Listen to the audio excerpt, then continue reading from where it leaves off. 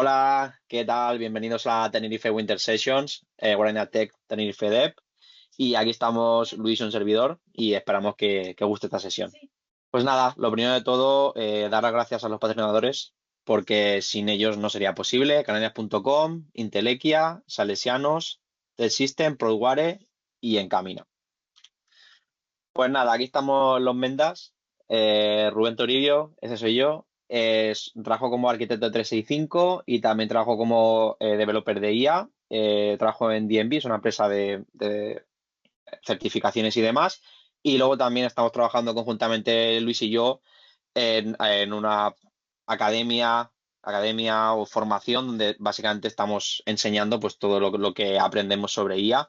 Y entonces comentar que nosotros no veníamos de IA ni mucho menos y somos desarrolladores de .NET y demás. Y poco a poco pues hemos ido aprendiendo y creemos que es algo que a la gente le puede gustar y además que puede ser muy útil en sus compañías. Luis. Hola, yo soy Luis Máñez, trabajo como arquitecto para Clear People, es una empresa de Reino Unido y bueno, soy MVP en inteligencia artificial y la categoría de Microsoft 365 Development, que a pesar de lo que os diga Rubén todavía existe. Y bueno, ahí tenéis los datos de contacto, somos fáciles de hackear, así que cualquier cosa nos escribís y intentaremos ayudar con lo que se pueda, ¿vale? Genial. Sí. Y durante la sesión nos podéis poner preguntas e intentaremos responder, ¿vale? Y en el caso de que no las veamos o lo que sea, pues siempre nos podéis enviar un mensajito en cualquiera de las redes y os contestaremos, ¿vale? Porque al final nos gusta pues ayudar en lo que podamos. Vamos a seguir. Entonces, esta sesión está enfocada a un conocimiento pues bastante inicial, ¿vale? Nuestra idea era, a nosotros nos ha pasado, a mí me ha pasado cuando empezaba pues a aprender todo el tema de IA generativa y demás, pues al final me leía muchos papers, pero realmente no me entraba de mucho. Y además, todo está enfocado a Python y demás, y la verdad que era bastante complejo. Entonces, esta sesión está muy enfocada algo inicial, ¿vale? Para que aprendáis, y para mí el pattern rack, el Retrieval Augmented Generation, es como el más básico, ¿vale? Entonces, teniendo esto, al final lo importante, y siempre cuando damos sesiones, damos charlas, la gente siempre nos dice, ostras, Rubén, esto es muy complicado, hemos intentado aprenderlo por nuestra cuenta, no nos enteramos, no sé qué. Entonces, nosotros siempre decimos que nosotros tampoco somos expertos en IA, sino que sabemos pues un poco lo necesario para poder llevar a cabo proyectos y demás, pero tampoco nos consideramos expertos, ¿vale? Porque para ser un experto necesitas muchísimas horas. Entonces, un poco la idea de esta sesión no es que seáis expertos, pero que sí que tengáis unos conocimientos básicos de cómo aplicar estos patrones, ¿vale? Entonces, el RAG Pattern al final es una manera de poder usar los modelos de inteligencia artificial para que respondan sobre una información que el modelo no tiene, porque el modelo ha sido entrenado con una información pues genérica, ¿no? Pues de internet o sintética o manual, lo que sea, pero el chatbot o el modelo nunca va a ser capaz de responder información sobre tu empresa, siempre y cuando no esté pública, lógicamente, ¿no? Si está pública, pues quizás sí, pero todo lo que sea información privada, pues nunca va a ser capaz de responderlo, ¿vale? Entonces el RAG Pattern lo que nos ayuda es a poder responder información, lo que el modelo sea capaz de responderos sobre información de tu empresa, ¿vale? Por eso esto es tan valioso, porque podemos implementar muchísimos chatbots, proyectos y demás usando este patrón, ¿vale? Entonces, un poco cuando nos preguntan cómo traemos información privada a nuestros modelos, básicamente hay como dos opciones, ¿vale? Tenemos el fine tuning, que lo habréis escuchado muchísimas veces, y luego el Retrieval Augmented Generation, que sería el RAG, ¿vale? Entonces yo os diré un poco sobre mi experiencia, pues los pros y contras de cada uno, ¿vale? Por ejemplo, el fine tuning, el pro que tiene es que al final siempre vamos a conseguir que nuestro modelo, o sea, al final vamos a conseguir que la accuracy, digamos, ¿vale? Sea un poquito mejor usando el RAG, ¿vale? ¿Por qué? Porque vamos a entrenar al modelo con nuestra información, ¿vale? En cambio, en el RAG, o sea, la principal diferencia es que con fine tuning tenemos que entrenar al modelo con nuestra información, y en cambio en el RAG no hace falta entrenarlo, sino que lo que hacemos es darle contexto, ¿vale? Entonces, el primero, en el caso del fine tuning, hay que entrenarlo, necesitamos más tiempo, necesitamos cómo saber, o sea, cómo saber, cómo entrenarlo. Entonces, para eso necesitamos un equipo con cierto conocimiento, ¿vale? Y además será más costoso por el tiempo y luego también será más costoso a la hora de poder consumir ese modelo, ¿vale? Siempre y cuando usemos un modelo en el cloud. Si lo usamos en on-prem, pues al final será pagar el hardware y ya está, ¿vale? Pero en nuestro caso, que usamos casi todos los modelos en el cloud, pues usando un modelo fine-tune, no todos pueden, pues se puede hacer el fine-tune y lo que se puede hacer serán más costosos, ¿vale? Entonces, yo, por mi experiencia, siempre recomiendo empezar por el rack, porque en el rack puedes usar el modelo por defecto tal como está, no tienes que hacer ningún tipo de entrenamiento ni nada, y luego simplemente te montas una base de datos vectorial donde te vas a encargar de subir toda esa información y luego se la pasarás como contexto al LLM, ¿vale? Entonces, de esta manera, yo siempre digo, empieza por el rack, hazlo funcionar, tal, tal, tal, y luego si ya necesitas ir un paso más allá y ya lo has probado todo y ya no eres capaz, pues entonces sí que te podría recomendar usar el fine tuning, ¿vale? Pero nunca recomendaría de un inicio usar el fine tuning porque al final va a ser mucho tiempo, va a ser costoso y posiblemente la diferencia, bueno, hay benchmark, ¿no? Y demás, y hay resultados y de media, pues a lo mejor te puede dar entre un 10 y un 15% de mejor resultado. Entonces, claro, todo el dinero que tienes que invertir, todo el tiempo que tienes que invertir solamente para conseguir un 10-15% más, pues la verdad es que a lo mejor no te vale la pena, especialmente si estás haciendo pruebas de concepto, ¿vale? Entonces, por eso hoy nos vamos a enfocar más en el rack y no tanto en el fine tuning, porque nosotros consideramos que es como el mejor patrón, ¿no? La mejor manera de poder entrar en el mundo de la IA generativa, ¿vale? Entonces, ¿qué es lo que pasa? Pues lo que hablábamos, al final la información que tiene el modelo, pues es información con la que ha sido entrenada, ¿vale? Realmente, en el caso de los modelos propietarios, pues no sabemos muy bien cómo ha sido entrenado, porque todo ese tipo de información no suele estar disponible, pues al final hay gente, pues rumores que dicen, ¿no? Pues que se usa información de Internet o que se usa información sintética, bueno, nadie lo sabe, ¿no? Pero sí que es cierto que si tú haces preguntas sobre una información más o menos actual, ¿vale? Pues lo más normal es que no sepa contestarlo, ¿vale? Si hoy ha pasado algo, lo normal es que no te lo conteste. Sí que es cierto que actualmente pues ya el rack es mucho más completo y luego también te permite hacer búsquedas a Internet, ¿vale? Entonces al final lo que está haciendo es una especie de rack, porque va a buscar Internet, obtienes información, se la pasa al LLM como contexto y a partir de ahí te contesta, ¿vale? Pero con la información con la que es entrenada, lo normal es que no sea capaz de contestarte, ¿vale? Y luego también, lógicamente, no va a tener información de la empresa que sea información interna, ¿vale? Que sea información privada. Entonces, al final, para aplicar ese tipo de proyectos en empresas, pues al final tienes que implementar el rack o fine tuning, una de las dos, para que te pueda contestar sobre tu información, ¿vale? Entonces, beneficios, lo que comentábamos, esta información, o sea, poder acceder a información interna de la empresa porque nos vamos a encargar de alimentarlo y demás, ¿vale? Y la información va a estar pues más up to date porque además lo podemos alimentar con otro tipo de información. En este caso, en este pantallazo, lo que está haciendo además es y se va a buscar a internet, ¿vale? Y te lo pilla de hacer una búsqueda de internet, se lo pasa al contexto, se lo pasa al contexto al LM, ¿vale?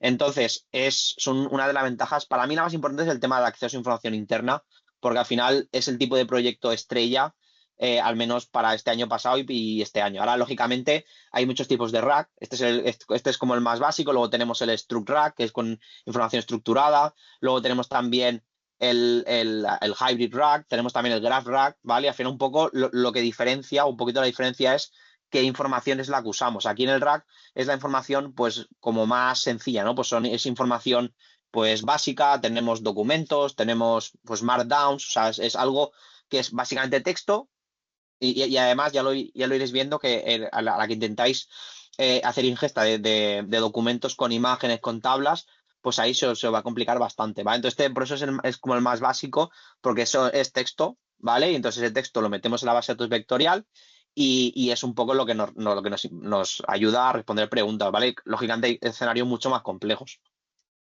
Entonces, ¿esto cómo funciona? Pues básicamente, una vez habiendo hecho, o sea, primero de todo, en un proyecto de rack, ¿vale? Al final es un proyecto de data. Entonces, es importante tener esto en cuenta, porque nosotros venimos del mundo de .NET y tal, y son proyectos un poco como diferentes, ¿no? Aquí lo primero que haríais sería, oye, ¿qué información necesito? ¿Vale? Pues necesito responder a mi usuario por información sobre vacaciones. Vale, ¿eso dónde está? ¿Está en algún documento? Sí. ¿En qué documento? Pues está aquí, ¿vale? Pues en este repositorio, en esta base de datos, en este SharePoint, donde sea, ¿vale? Entonces, cogemos esa información usamos el modelo que sea, tienes un modelo para embeddings, ¿vale? Lo que hacemos es, cogemos ese documento, lo partimos en trocitos, ¿vale? Luego guardamos relaciones entre ellos y demás, y cogemos esa información y la guardamos como números, ¿vale? Son vectores, son como números y lo guardamos en una base de datos vectorial, ¿vale? Tenemos muchos tipos. Tenemos el Azure iSearch te lo permite,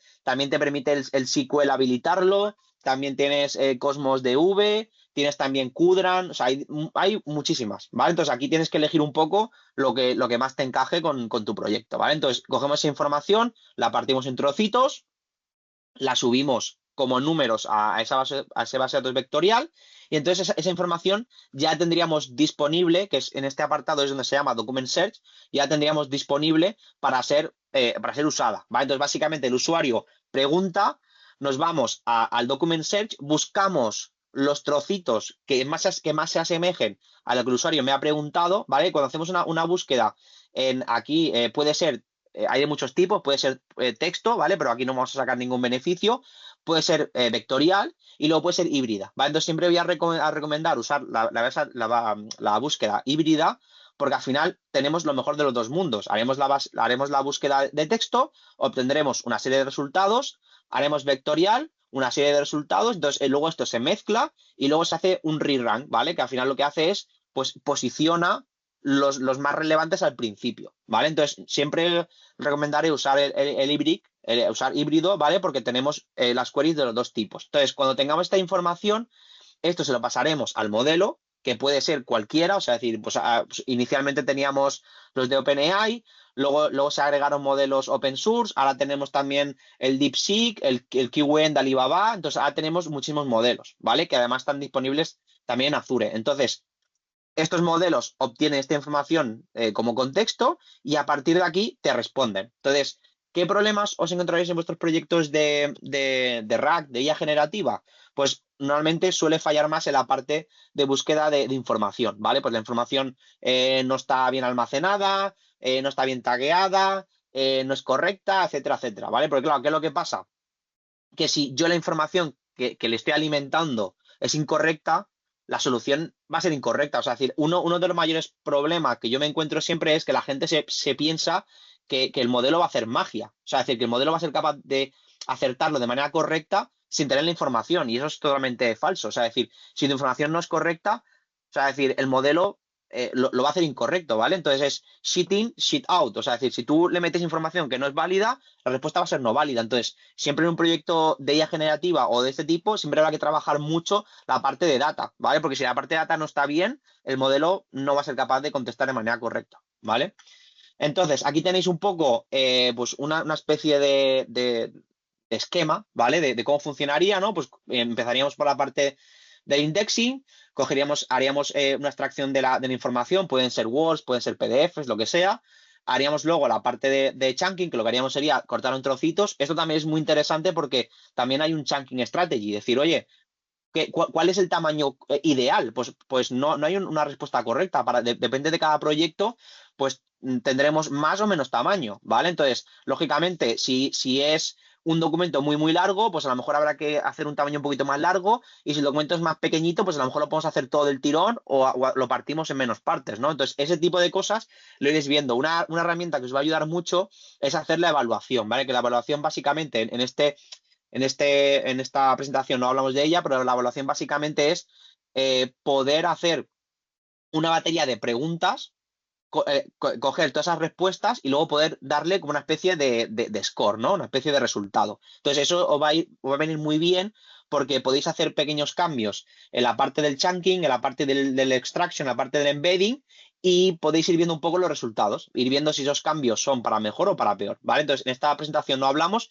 pero tenemos otra presentación de evaluation y logging, que seguramente que en otra sesión hablaremos de ella, que también es muy interesante, ¿vale? Entonces, cogemos el texto, lo partimos, creamos el embedding con el modelo que seleccionemos, lo subimos al índice, a la base de datos vectorial. Entonces, como funcionaría básicamente es el usuario hace la pregunta, entonces nos vamos a la base de datos vectorial a buscar qué trocitos son los mejores, digamos, eso se lo pasamos al modelo y, bueno, hacemos el re-ranker y demás, y esto se lo pasaríamos al modelo. Entonces, al modelo le pasaríamos la query del usuario con los chunks, que eso iría como contexto, y aquí tendríamos la respuesta, ¿vale? Entonces, por eso, fijaos que dentro de este ciclo hay pequeñas cosas que podemos ir mejorando y que al final es muy importante que tengáis en cuenta que un proyecto desde que hacéis la prueba de concepto hasta que vais a producción, vais a tardar bastante tiempo, ¿vale? Porque hay que hacer ajustes y esos pequeños ajustes os irán un poco a poco mejorando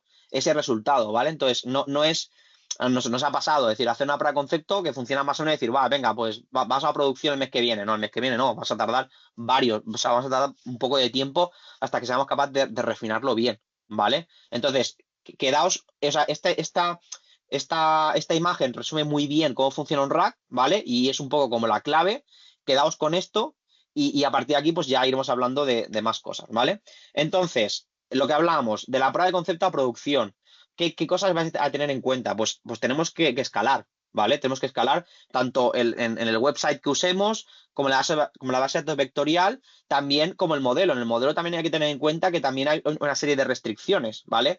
Y además, si ese modelo o esa instancia de ese modelo se usa para varios proyectos, pues tendréis que compartirlo, ¿vale? Entonces, también tenéis número de tokens por minuto, número de peticiones, eso también lo tenéis que tener en cuenta cuando vais a producción, ¿vale? Entonces, luego el tema del coste también es importante porque es una pregunta que se hace muy a menudo y, oye, ¿cuánto cuesta tal? Nosotros tenemos algún Excel que hemos obtenido para hacer un poco el cálculo, ¿vale? Pues si os interesa, nos enviáis un mensajito tal y os pasamos el Excel para que podáis un poco calcular, un poco cómo funciona y decir, oye, cuánta información tengo que hacer ingesta, eso ya es un coste, cuántos usuarios usarán mi aplicación, ya sea diario y demás, cuántas preguntas harán, eso también es un coste, ¿vale? Entonces, al final lo que hacemos es cogemos estas dos informaciones, las sumamos y podemos hacer un estimado de cuánto nos costaría mensualmente, ¿vale? Luego, pues qué tipo, pues cuán grande tendrá que ser, ¿no? ¿Qué SKU seleccionaremos según cómo, ¿vale? Luego, otro tema importante es el accuracy, ¿no? Pues, oye, ¿cómo podemos hacer para mejorar un poco más? Idealmente debería ser 100%, pero eso es prácticamente imposible. O sea, si estáis cerca de 90, pues ya está muy bien, os diría, ¿vale? Entonces, oye, he montado un rack, pero no acaba de ser muy preciso. ¿Qué puedo hacer, no? Pues qué cosas. Pues el tema de la chunking strategy, el tema de ver un poco, pues, oye, cómo hace las búsquedas. Aquí es muy importante que tengas algún tipo de sistema de login y demás para poder ver sobre una pregunta qué información se obtiene de la base de datos vectorial y qué se le pasa al modelo, porque aquí tendréis como varios problemas. Un problema puede ser que la información que se está obteniendo de la base de datos vectorial no es suficientemente buena, problema uno. Problema dos, que la información que hay no es correcta o no es buena. Y luego la tres es que el modelo está respondiendo a otras cosas. Claro, aquí habrá que tener un prompt muy bueno para que el modelo responda bien. Y otro tema importante es nunca, o sea, es muy complicado que el modelo siempre responda lo mismo, ¿vale? ¿Por qué? Porque es IA generativa. Entonces, generativa quiere decir que él, con lo que le des, te va a dar un resultado, pero es muy complicado y es uno de los grandes problemas cómo hacer para que siempre responda lo mismo, ¿vale? Pues es algo que en el prompt tenéis que trabajar. Entonces, ¿cómo le paso esa información al modelo? Pues aquí tenemos múltiples opciones, ¿no? Pues decir, oye, pues tenemos pues yo qué sé, si está en SharePoint, pues cómo conectamos SharePoint con el Azure AI, si tenemos una base de datos, pues cómo lo hacemos, reusamos ya la base de datos que ya tenemos y no creamos una nueva, ¿vale? ¿Cómo hacemos la ingesta? El tema que se hablaba, si es el chunking más menos pequeño, si ponemos relaciones, si le agregamos metadata, ¿vale? Pues son muchísimas preguntas o cosas que os vais a encontrar, ¿vale? Entonces, los principales problemas son que responda bien, que sea barato y que además sea rápido. Ese es otro tema importante. Normalmente suele tardar, si habéis usado ChatGPT o otros, veréis que suele tardar a veces un poquito, ¿vale? No es muy rápido. Entonces, este sería como el top problema. Es decir, necesitamos que responda muy bien, necesitamos que sea a un coste económico y que sea más o menos rápido, ¿vale? Entonces, la buena noticia es que lo que hemos podido ir viendo es que durante estos años cada vez ha ido a mejor. O sea, cada vez mejora el accuracy, cada vez el coste va bajando en más pequeñito y cada vez va yendo un poco más rápido, ¿va? Entonces aquí tenéis siempre que elegir, pues oye, ¿qué modelo uso? ¿Cuánto más o menos tenemos de budget que nos podemos gastar? Y cuánto para nosotros es un buen accuracy, ¿vale? Entonces son preguntas que os tenéis que hacer siempre cuando empecéis vuestro proyecto. Yo os diría que por defecto siempre empecéis con un modelo bastante top, porque al final os interesa que la prueba de concepto salga bien y luego ya podréis ir un poco refinando estos apartados, ¿vale? Entonces, Os queríamos hablar básicamente de un par de frameworks. Por uno, LangChain, que es como el más usado, el más potente en la parte de Python, ¿vale? Tenéis tanto Python como JavaScript, se puede utilizar como servicio serverless y es prácticamente de los más usados, ¿vale? Y nosotros os queríamos dar otra alternativa que es kernel memory, ¿vale? Y este es open source de Microsoft. Funciona en .NET, también se puede hacerlo funcionar como serverless o servicio y podemos conectar otro tipo de lenguajes, ¿vale? Puede ser a lo mejor Java o lo que sea. Entonces, la parte buena que nos da es que nos permite muchísimos formatos, tenemos conexiones por defecto de muchas bases de datos vectoriales, podemos conectar muchos storage diferentes, ¿vale? Y luego además también tiene conexiones con los LLM. Entonces, yo os diría que esto lo que os permite es ahorraros mucho tiempo de picar código, ¿vale? O sea, deciros, porque ya tenéis las conexiones. Entonces, si trabajáis con .NET, yo os diría que es el way to go, ¿vale? Porque os vais a ahorrar una de tiempo acojonante, ¿vale? Entonces, aquí nuestro amigo Luis, pues nos va a hacer una demo muy chula. ¿Ya? ¿Ya puedo, Rubén? Venga, al lío. Vale, venga. Bueno, avísame porfa cuando se vea la pantalla, ¿vale? Ya se ve. Vale, bueno, yo lo que os quería enseñar de la parte de kernel memory, que como os dice Rubén, desde luego es la manera de empezar si estáis trabajando en .NET, ¿vale? Tenemos la integración también con Semantic Kernel. Semantic Kernel, Kernel Memory, yo creo que es el duet que debemos utilizar si estamos trabajando en .NET, ¿vale? Y que nos va a permitir hacer un RAG de manera muy sencillita, porque la verdad es que cuando se empieza con todo esto hay tantísimos conceptos y tantísimas opciones que se vuelve bastante complicado y es fácil desmoralizarse, ¿vale? Nos ha pasado y es bastante sencillo. Y en este caso, si lo que pretendemos es hacer un RAG, kernel memory lo pone realmente fácil, ¿vale? Entonces, lo que vamos a ver en la demo es, voy a volver un segundo a la imagen esta. Lo que tenemos en la demo es, por un lado, una parte de ingesta, que vendría a ser el lado este de indexing que tenemos aquí en el dibujo, que esto lo va a resolver kernel memory también de manera muy fácil, pero vamos a tener en la demo una aplicación de consola, ahora lo vemos todo, que va a hacer esa ingesta de información. Y en este caso, bueno, para la demo no es nada del otro mundo, pero lo que vamos a coger es información de los perfiles de usuario de Graph, ¿vale? Y la vamos a indexar. Podíamos hacer documentos de un SERPON o información de un CRM o lo que nos diera la gana. Para el caso es lo mismo. En este caso, por hacerlo sencillo y a la vez un poco entretenido, porque Copilot, no sé si lo había llegado a utilizar, pero a la hora de encontrar personas, tú le preguntas quién sabe de alguna cosa concreta y no está funcionando muy bien. Obviamente funcionará mejor y tal, pero bueno, de momento para hacerle un poco la competencia en la demo, lo que vamos a hacer es coger información de Graph del perfil de los usuarios, indexarla y luego haremos, esta es la parte de la izquierda de aquí, y luego en la parte de la derecha donde se va a ver donde se va a hacer ya la petición, vamos a hablar con el modelo y le vamos a enviar la información esa del RAG para que nos conteste. Lo que vamos a tener es una API, ¿vale?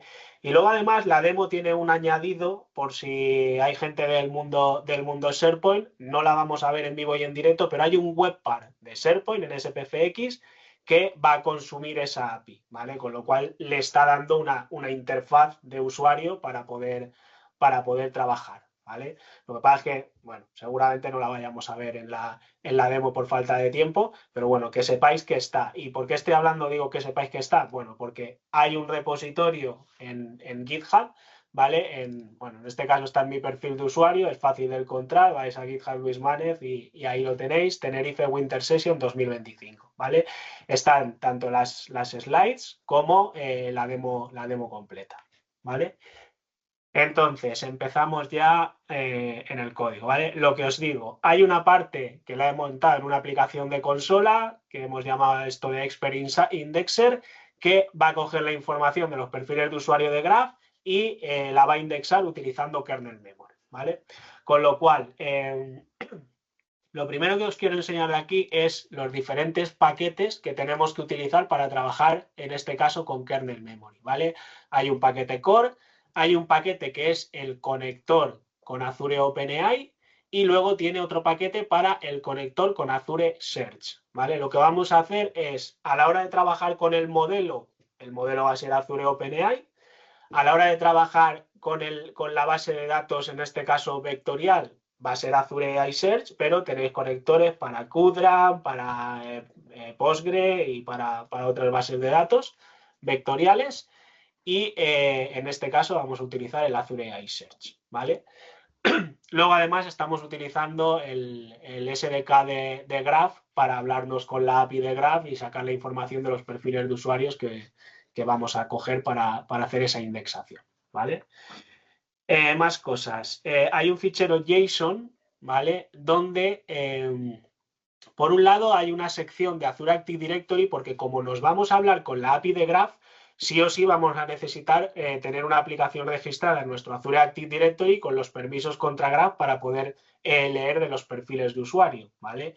No lo vamos a hacer, pero en el registro de aplicaciones de Azure Active Directory, aquí he creado una aplicación que he llamado Expert Finder, ¿vale? Y que le he dado permisos para interactuar con la API de Graph, ¿vale?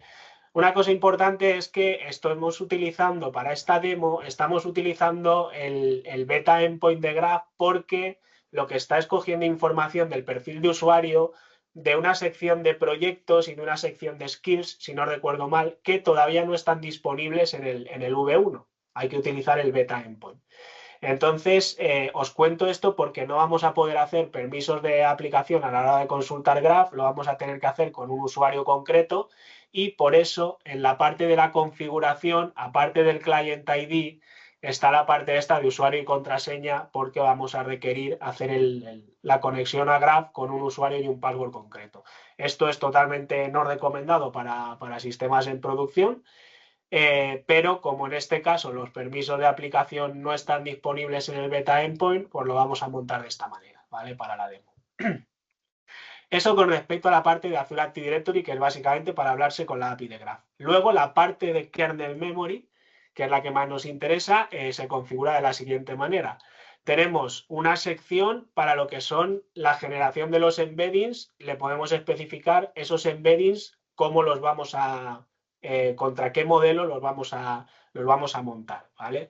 Entonces, ahí se le dice el endpoint. Asumo, obviamente, que al trabajar con Azure OpenAI en nuestros servicios de Azure hemos creado, en este caso, un Azure OpenAI, que lo tenemos aquí, ¿vale? Que es el que vamos a utilizar para la demo, y otro Search Service de Azure AI Search para la parte de la base de datos vectorial, ¿vale? Y dentro del servicio de Azure OpenAI, pues bueno, yo tengo aquí diferentes modelos desplegados. Vamos a utilizar para los embeddings el ADA 002 y para la parte del LLM, pues el GPT-4, el mini, creo que estoy utilizando en la demo, si no recuerdo mal, ¿vale? Entonces, hemos hecho el deployment de esos dos modelos y eso es lo que configuramos en esta sección de aquí. Para los embeddings, le daremos el endpoint, le damos la API key y le decimos cómo se llama nuestro deployment model, el de embedding ADA 002, y para la parte del LLM, de la generativa, esto es la parte de embeddings, esto es la parte más generativa del LLM, le volvemos a decir el endpoint y la API key, que en realidad es el mismo porque estamos utilizando el mismo servicio, pero cambiamos el deployment para utilizar el GPT. Bueno, en este caso... En la demo no estoy utilizando el 4 Turbo, estoy utilizando el Evo Mini, pero bueno, aquí en la parte de la template lo había dejado con el Turbo Preview, ¿vale? Se le puede decir cuál es el máximo token que queremos que como mucho gaste, digamos, para cuando está haciendo la generación y el número máximo de reintentos por si acaso el servicio de OpenAI no responde a la primera, ¿vale? Eso también se puede configurar. Y hay otra sección dentro de kernel memory, que es la parte de la base de datos vectorial, que en este caso es con el conector de Azure AI Search, donde le volvemos a decir el endpoint y la API key para conectarse al Azure Search, ¿vale? Con esta configuración y un poco de código que vamos a ver ahora, ya tendríamos la conexión con kernel memory, ¿vale? Entonces, tenemos una aplicación de consola que lo que estamos haciendo es añadimos una serie de opciones y configuramos graph. Bueno, aquí no vamos a entrar en mucho detalle, es lo que os decía, estamos utilizando el SDK de graph para acceder a graph y leer la información de los user profile y bueno, ahí tenéis el código, creamos un graph service client, utilizamos las credenciales de usuario y contraseña, que ya os digo que esto no sería lo recomendable, pero al no permitir los permisos de aplicación, pues no nos queda de otra, y generamos el Graph Service Client. Y a partir de ahí tenemos un Graph Service Client que luego vamos a inyectar para podernos hablar con Graph, ¿vale? Y bueno, hay un método para añadir el kernel memory, que es el que más nos interesa, que es muy sencillito. Simplemente hacemos el binding con la sección de configuración que acabamos de revisar en el JSON, de la parte de los embeddings, del OpenAI Text y de Azure AI Search, y luego tenemos un kernel memory builder donde le decimos, oye, pues para los embeddings, este método, with Azure OpenAI Text Embedding Generation, de esta configuración, con OpenAI Text Generation de esta otra configuración y con Azure AI Search de esta otra configuración, ¿vale? Cuando ya tenemos eso, le decimos que construya el objeto memory serverless, que es el que luego vamos a utilizar para hacer tanto la ingesta como las queries. Y bueno, en este caso se le está pasando unas opciones. Esto es un poco porque la demo está utilizando Azure AI Search como base de datos vectorial, pero cuando kernel memory está haciendo toda la parte de ingesta con el chunking y el cálculo de embeddings y todo esto, utiliza unos ficheros físicos que los va a crear de momento en memoria. Se puede configurar para que lo haga en un storage como Azure Storage o algún otro de los conectores que tiene. Normalmente para sistemas de producción nosotros estamos utilizando el Azure Storage, pero para esta demo esos ficheros intermedios se van a generar en memoria en mi disco duro, ¿vale? Entonces, para que eso lo permita, el poder utilizar el search, que es una base de datos vectorial, pero a su vez los ficheros físicos de manera volátil, que llaman ellos, pues tienen una validación que hace falta pasarle esto, ¿vale? Lo digo por si os suena esto un poco raro. Además, esto lo han añadido hace relativamente poco, que hace un mes no era necesario estar haciendo esto, ¿vale? A partir de aquí ya tenemos ese objeto de memory serverless que luego utilizaremos, ¿vale? Esto es la parte de de inicialización de la aplicación de consola. Luego tenemos un hosted service aquí que es el que va a hacer la faena gorda, está todo aquí, ¿vale? ¿Qué hace por un lado? Por un lado se va a un servicio del user profile para obtener los usuarios de Graph con sus perfiles, ¿vale? Entonces, eso está en un servicio aparte que tenemos aquí y que, bueno, no voy a entrar mucho en detalle, pero utiliza el Graph Service Client para hacer una query a Graph y traerte los usuarios que además, por hacerlo fácil, estoy filtrando por un departamento concreto para no traerme todos los usuarios que tengo en mi tenant, sino simplemente los 4 o 5 que están en este departamento y nos traemos el ID, el display name y el email. Y con esto, bueno, los metemos en memoria en un listado de objetos con la información que nos interesa, de su nombre, mail, los skills y los proyectos, ¿vale? Entonces, una vez ya tenemos esos usuarios, lo que hacemos es iterar y utilizamos el objeto memory serverless que hemos inicializado antes y que pasamos por inyección de dependencias para, de manera muy sencilla, llamar a este método. Impórtame el documento, ¿vale? El documento en este caso va a ser un stream de ese usuario, el texto de su perfil con los proyectos y los skills y tal, ¿vale? Eso, para que os hagáis una idea de qué pinta tiene, he creado este MD de la información que vamos a indexar en kernel memory, que es de cada usuario, pues estoy generando un MD con el nombre del usuario, su email de contacto, los skills de este usuario y los proyectos en los que ha trabajado, ¿vale?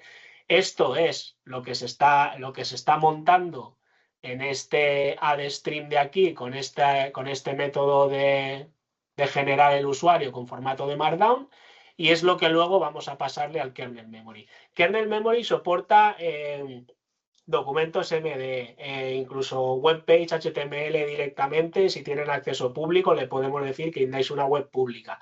Le podemos pasar documentos Word, PDF, etcétera, que él va a extraer el texto, lo va a hacer el chunking y lo va a indexar en Azure Search, ¿vale? En este caso, lo que le estamos pasando es simplemente un texto en formato MD con la información de cada uno de los usuarios, y eso es lo que va a importar, ¿vale? Pero igual que tenéis este import document, pues hay un import text, import web page, y en ese document ya os digo que soporta diferentes formatos. Vale, pues es así de sencillo. En realidad es una línea, aparte de la parte de inicialización, es una línea para hacer la ingesta de ese usuario en concreto, ¿vale? ¿Esto qué pinta tiene en ejecución? Pues si nos vamos al Azure AI Search, ¿vale? Fijaros que este es el que vamos a utilizar. Hay aquí un índice que se ha creado de Company Experts y que voy a eliminar, ¿vale? Porque esto es de pruebas anteriores, para que veáis que no tenemos nada, lo eliminamos, ¿vale?